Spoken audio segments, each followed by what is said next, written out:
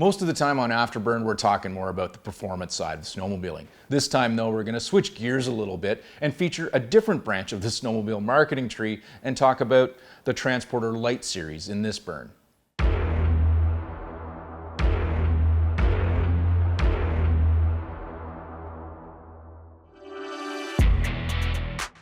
Yamaha bestowed on this sled the Transporter name, and it can be found under the utility banner on their corporate website alongside other sleds in this category like the VK540, VK Professional, and Transporter 800. But in my opinion, the Transporter Lite is much more than simply just a utility sled. To understand this model, you have to understand the whole category of these 400cc mid-size snowmobiles. This class has been with us for a couple of years and was created to fill a void between kiddie sleds and full-size adult models offered new by manufacturers. And yes, this was a class created by the relationship between Yamaha and Arctic Cat, meaning each of these manufacturers has their own version of these sleds.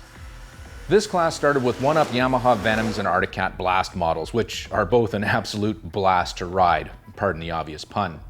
From there, each manufacturer offers mountain versions that are legit rides outfitted with longer tracks, taller lugs, and monobeam rear suspensions.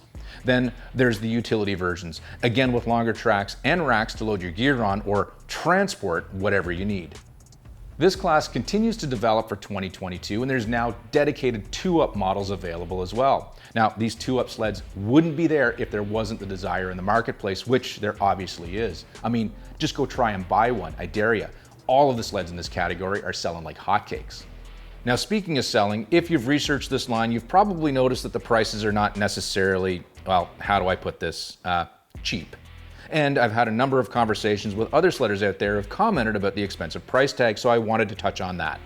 First off, this is a new snowmobile sold with the latest technology and with a warranty. So if you're comparing the price of a new Transporter with the price of, say, a 40-year-old Bravo, that's not necessarily a fair comparison to make.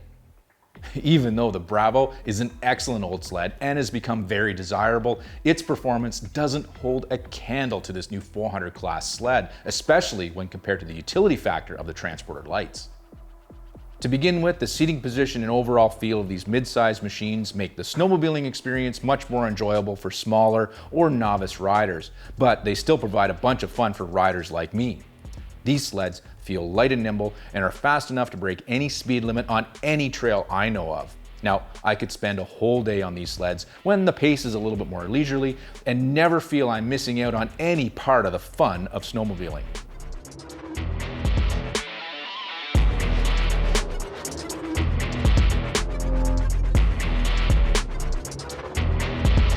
In the Yamaha Transporter Lite series, there are 2 sleds that can do this. One is geared a little bit more towards work. The other is geared a little bit more towards family fun, and it's the Yamaha Transporter Lite 2-up.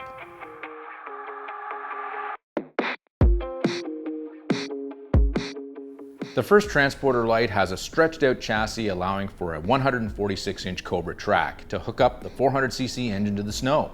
It's a traditional 2-rail suspension with 1.6-inch lugs that has been equipped with one very high-end feature, the flip-up rear. This articulated portion allows the track to do a better job at staying on top of the snow when reversing or trying to back up over small obstacles. This flip-up system also makes the sled feel a little shorter because even though there's a spring holding it down into the snow, the pressure there is not as much as a regular straight rail would be, so it acts a little bit more like a short track. But this system is also able to lock solid for when you need maximum flotation and grip. I really like this feature. For a sled that's designed to move around effectively off-trail and in deep snow, it's an absolute key. The 2-up Transporter Lite version shares all the same architecture as the more utility version, right down to the ice blue and frost silver livery.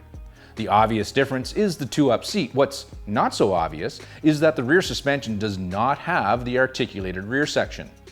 In this case, on a sled designed to carry 2 people and maybe do a little less work, I feel this more traditional rail suspension is appropriate. But what the suspension does provide is overload springs that can be snapped in place for heavier loads, which reduces bottoming out and maintains the balance of the sled. The other major, not so major difference is the ski stance on the 2-up, which is 2 inches wider at 40 inches wide compared to the 38-inch stance of the 1-up.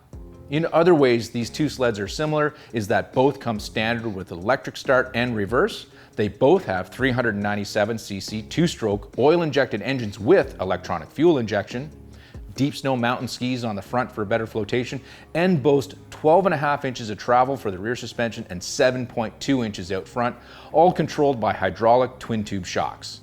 The other thing that both the Transporter Lite and Transporter Lite 2-Up sleds have in common is an 11.7 gallon or 44-liter fuel tank, which is a good thing because when you get either one of these sleds on the snow, you're not going to want to stop.